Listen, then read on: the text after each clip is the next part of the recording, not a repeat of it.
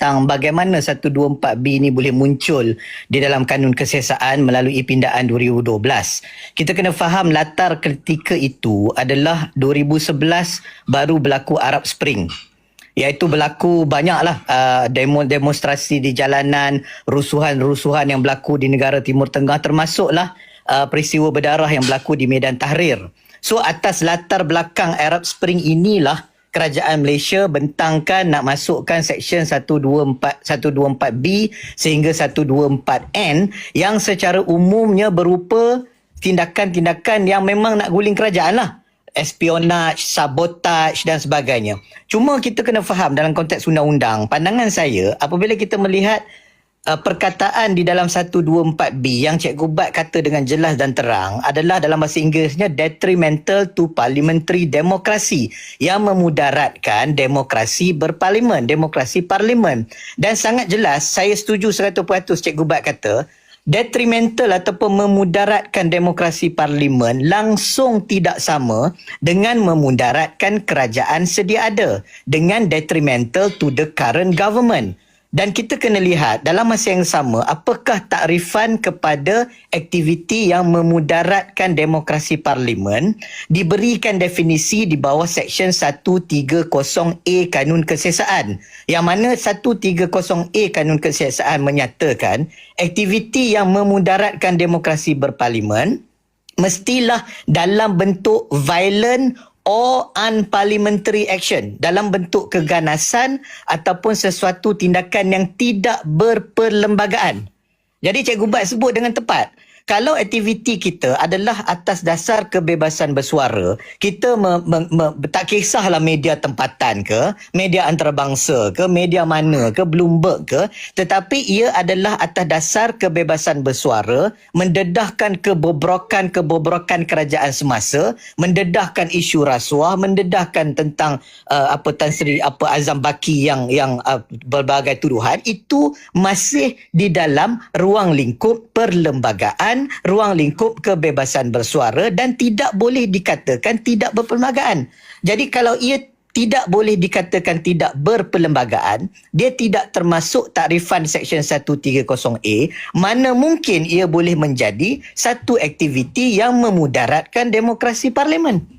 Jadi saya rasa itu jelas. Jadi kalau Sufi bercakap tentang pertikaikan tentang kerajaan, hatta pandangan saya, hatta kita turun di jalanan, bawa sepanduk turun Anwar sekalipun, itu masih bukan satu aktiviti yang memudaratkan demokrasi parlimen. Kalau mungkin saya nak ambil contoh, orang akan tanya, apakah aktiviti yang memudaratkan demokrasi parlimen? Contohnya apabila kamu buat gerakan gerila untuk menjatuhkan, menggulingkan kerajaan. Itu betul. Itu betul sebab ia masuk takrifan 130A menggunakan keganasan. Seperti mana mungkinlah ada pelbagai pihak argue, mungkin dalam kes Maunah boleh dikatakan begitu. Tapi masa tu tidak ada 124B, kita charge under waging war against YDPA. Dan contoh lain mungkin, apabila kita nak menukar, ada orang kata sistem demokrasi ni tak boleh pakai, kita nak tukar sistem komunis, kita nak hapuskan pilihan raya dan sebagainya. Itu mungkin boleh dikatakan tidak berperlembagaan dan membawa maksud aktiviti memudaratkan sistem parlimen. Tapi apa yang kita buat, apa yang Cikgu Bat perjuangkan ni, setiap hari ni Cikgu Bat perjuangkan, saudara Rafiq kita perjuangkan, itu tidak ada masalah kerana ia masih berperlembagaan. Dan saya kira kerajaan kita ni memang pening daripada awal tentang Seksyen 124B ni. Saya teringat, Saudara Rafiq boleh sahkan, Tun Mahathir juga pernah disiasat di bawah 124B apabila mengumumkan deklarasi Melayu. Kan? Malay Proclamation satu masa dulu, saya tak ingat tahun berapa. Dan dibuka siasatan under 124B. Tetapi of course tidak ada pertuduhan kerana nak tuduh apa? Kalau kita perjuangkan tentang Melayu, kita perjuangkan tentang hak keistimewaan Melayu, itu masih dalam ruang lingkup berperlembagaan. Apa ceritanya kita nak katakan memudaratkan sistem parlimen? Jadi saya rasa kepeningan ini telah diteruskan oleh IGP. Cikgu Bat kata nikah kahwin ni kan. Diteruskan oleh IGP kita. Dan saya takut, saya khawatir apa yang berlaku ini adalah seolah-olah persepsinya adalah menggunakan apparatus ataupun alat-alat kerajaan ini untuk mencengkam rakyat. mencengkam rakyat. Kalau cakap sikit, bawa ke media, benda yang nampak macam sahih, sudah kita gunakan segala undang-undang yang ada untuk mengatakan menentang demokrasi parlimen. Ini adalah menggunakan alat undang-undang untuk mencengkam rakyat. Sedangkan hari ini kita laung sekuat-kuatnya, negara ini negara hukum. Tetapi kita menggunakan hukum undang-undang itu untuk mencengkam, apatah lagi dengan tafsiran yang salah dan jauh tersasar. Undang-undang itu kita buat, kita sendiri salah tafsir dan kita gunakan undang-undang yang kita salah tafsir itu untuk mencengkam rakyat. Saya kira itu pandangan saya tentang pemahaman sebenarnya terhadap 124B ni. Dan boleh komen sikit Dato' sebelum nak bagi grafik. Tentang statement yang kedua ni, tentang jangan spekulate. Bila IGP kata jangan spekulate, dah kita tengah buat apa sekarang ni? Adakah kita salah? Boleh komen sikit tak? Ini peliknya. Saya rasa kepeningan itu apabila yang menimbulkan itu adalah IGP. Dia menimbulkan sesuatu yang menimbulkan tanda tanya, menimbulkan keinginan kita untuk bersuara dan mempertikaikan. Kemudiannya dia timbulkan, dia yang tutup mulut kita. Ini kepeningan kerajaan hari ini. Banyak isu yang begitu. Buat kenyataan yang bertentangan dengan persepsi masyarakat, buat kenyataan yang bertentangan dengan interpretasi undang-undang dan kemudiannya menyuruh kita supaya tidak bersuara. Ini bukan takat menggunakan alat undang-undang untuk mencengkam, bahkan ingin memonopoli naratif. Sebenarnya ini adalah usaha memonopoli naratif yang mana naratif dia saja betul. Kita tak boleh bersuara. Cikgu Bat tak boleh bagi pandangan berbeza. Rafiq tak boleh bagi pandangan berbeza setelah dia bagi pandangan. Jadi saya rasa itu sangat tak betul, sangat bertentangan dan sebenarnya itulah yang sebenarnya, saya tak kata ia memudaratkan demokrasi berparlimen, tapi itulah denai-denai ke arah untuk mengancam demokrasi parlimen. Wallahualam, Safi. Baik, terima kasih. Saya merasakan ada satu perkara yang penting sebelum saya jawab soalan tu, sebab dia ada kaitan dengan soalan juga. Ada satu perkara yang penting yang dinyatakan oleh Dr. Yusuf Farizal tadi, di mana pandangan beliau adalah ini merupakan satu cubaan untuk mencuri naratif, mengambil naratif dan meletakkan naratif itu di hadapan. Dan kalau tuan-tuan dan puan-puan lihat semenjak 2-3 hari ini, media arus perdana tidak memainkan isu corporate mafia. Media arus perdana memainkan isu tentang ada jawatan kuasa siasatan bebas, perlu beri masa kepada Azam Baki buat penjelasan tentang saham. Langsung media arus perdana tidak menyentuh isu tentang corporate mafia tersebut.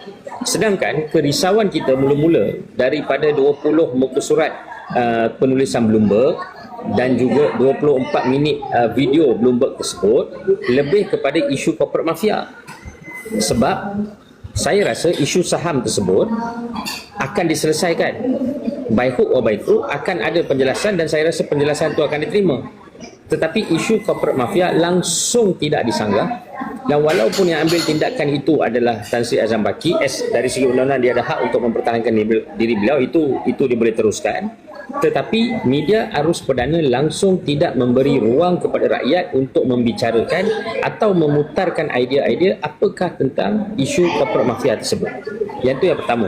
Dan menarik juga apa yang Dr. Yusuf Farizal katakan tadi, kenapa naratif ini dibina sebegitu rupa, IGP keluar statement, MACC keluar statement, berita-berita arus perdana terus keluarkan statement tersebut, adalah kerana saya rasa ini merupakan cubaan menyemai intimidasi kepada rakyat.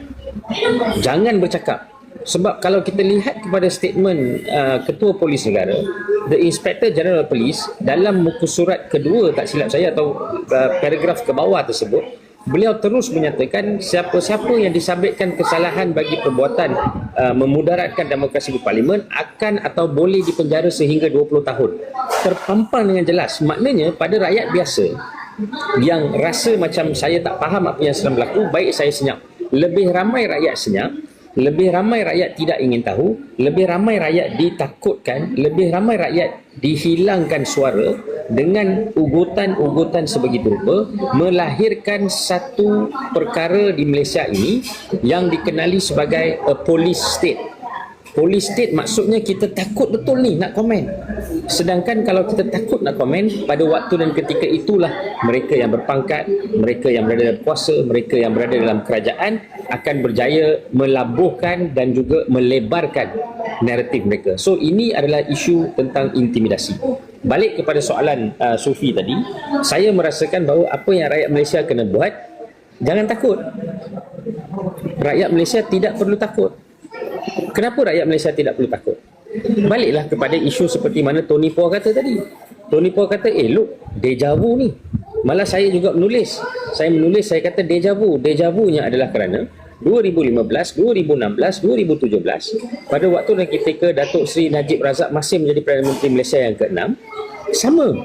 Agensi-agensi yang sama dikerah untuk melebarkan dan melabuhkan dengan jelas, ini merupakan cubaan oleh pihak pembangkang untuk memfitnah Datuk Seri Najib Razak. Ingat, kalau tuan-tuan dan puan masih ingat 2016, 2017, pada waktu itu Peguam Negara Tan Sri Apandi Ali, dia kata tak ada kesalahan, ini semua adalah mainan pembangkang dan sebagainya. Kemudian IGP pun keluar statement, bertukar IGP, bertukar DPP, macam-macam agensi bertukar, dan suara-suara pembangkang pada waktu itu antara lainnya mereka-mereka yang berada dalam kerajaan sekarang ditekan. Tapi akhirnya bila rakyat bersuara dan rakyat berani bersuara, tak ada rakyat yang ditangkap pun.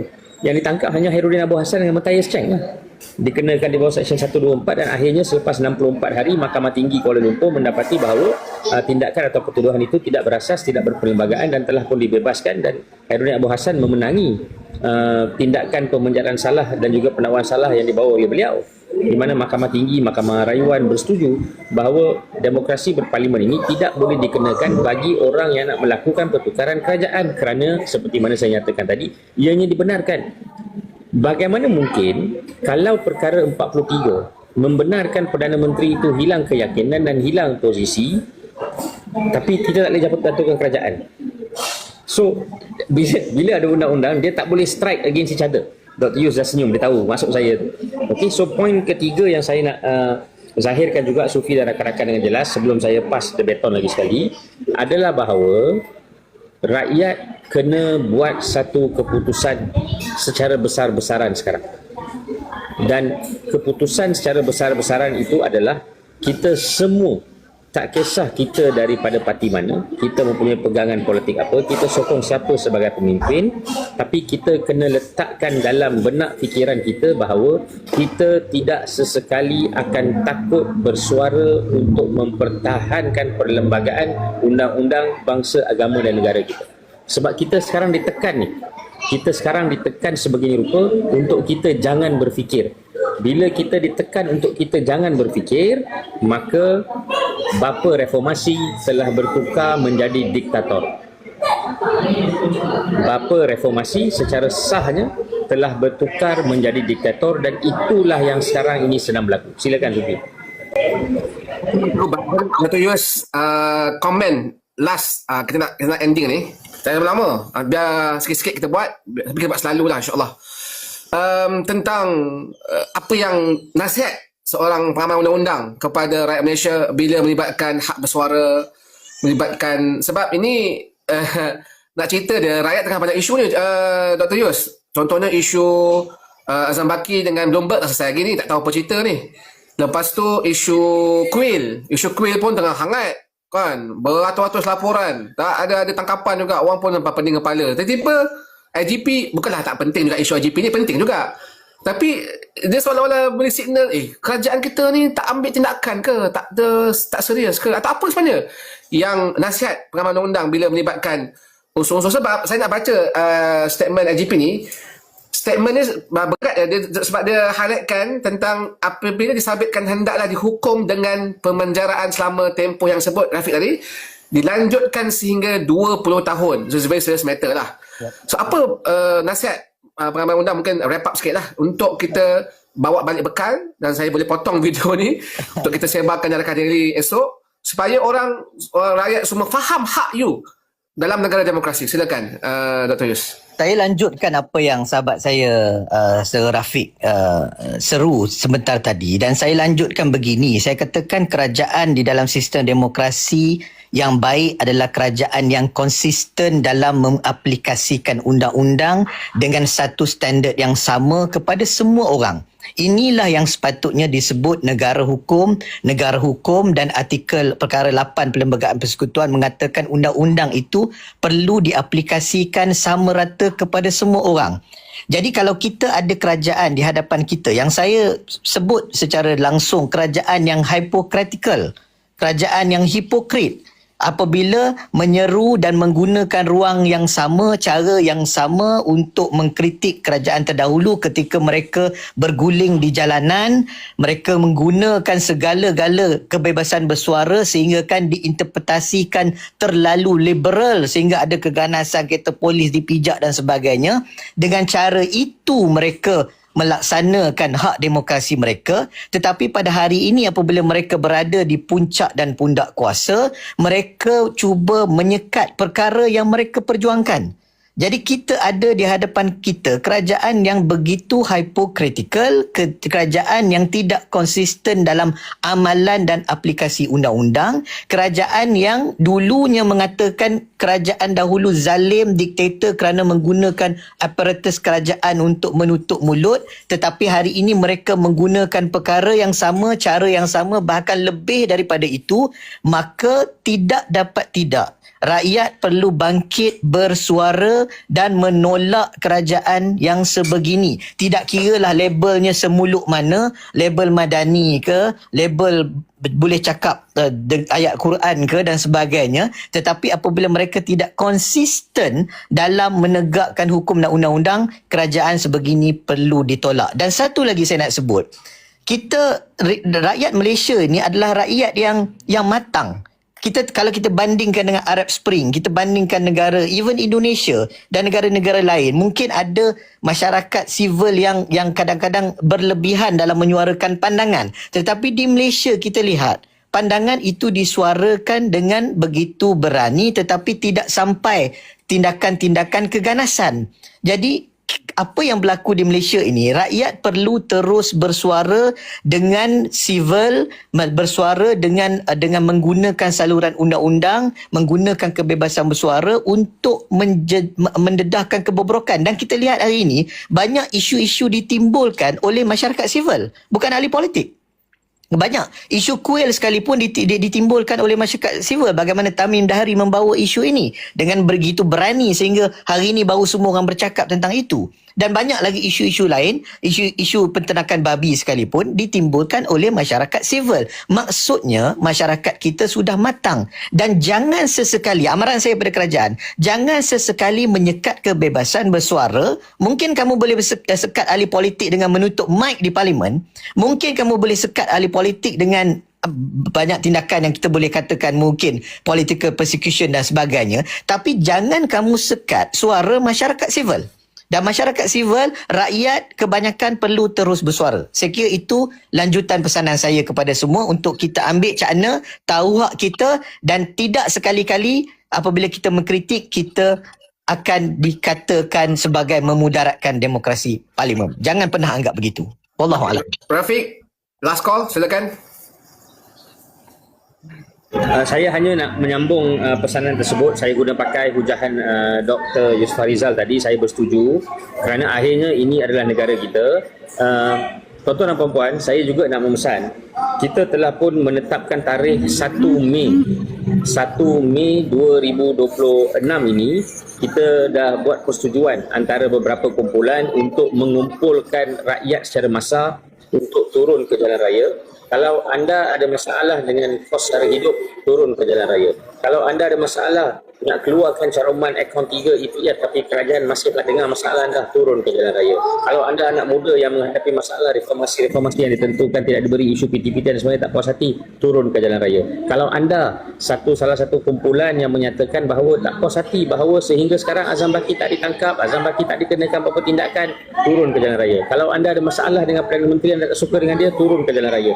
Ini hak anda. So kita dah tetapkan tarikh 1 Mei 2026. 1 Mei 2026, lokasi kita akan maklumkan. Kita akan adakan satu press conference dalam jangka masa terdekat. Kita akan maklumkan di mana lokasi kita nak berkumpul dan kita juga akan maklumkan parti-parti politik serta NGO yang sebenarnya sedang bersama dengan kita untuk kita lebarkan suara rakyat. Dan jangan takut, kerana ini hak anda, dan jangan takut kerana hak anda adalah untuk turun dan menyatakan dengan jelas anda tidak puas hati dengan kerajaan. So turun 1 hari bulan Mei 2026. InsyaAllah kita jumpa di sana. Terima kasih Sufi dan Jus. Kawan-kawan, ini adalah yang peluang yang kita berikan ini kepada semua supaya dapat pencerahan tentang isu-isu yang ini sangat latest lah, sebab pagi tadi keluar statement. Dan akhirnya penjelasan daripada dua peguam hebat kita dan juga Cikgu Bat dah keluar tadi, dapat memberikan sedikit kelegaan lah.